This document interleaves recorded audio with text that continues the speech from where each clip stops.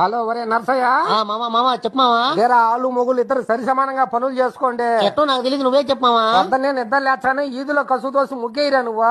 నీ కూతురా? ఇంకా సాయంత్రం దబ నిండా నీళ్లు తీసుకొని ముగ్గు మీద నీళ్లు పోతుంది. సరే ఒక పని. ఆంధ్ర ఇంట్లో మాసిన గుడ్లన్నీ ఉతికి దాని మీద ఆరేసి మడతాయి. ఇంకా నీ కూతురు ఏం చేస్తుంది? పంచులు ఒక పక్క, డాయిలు ఒక పక్క, లుంగీలు ఒక పక్క, పాకలు ఒక పక్క, లంగాలు ఒక పక్క, జాకెట్లు ఒక పక్క, అన్ని సపరేట్ సపరేట్ చేసి బీరవాళ్ళ పెట్టదా ఇమ్మే. ఓయమ్మో, ఎన్ని సపరేట్ చేసి పెట్టాలో చూడు మామ. ఇమ్మే నా బిడ్డ కష్టజీవిరా. పాపమావా. ఇంకా నా కూతురు టీవీ కాడ కూర్చొని పొద్దున్న నుంచి సాయంత్రం దాకా అది సీరియల్ చూస్తాదిరా. ఇంక నేనేం చూడాలా?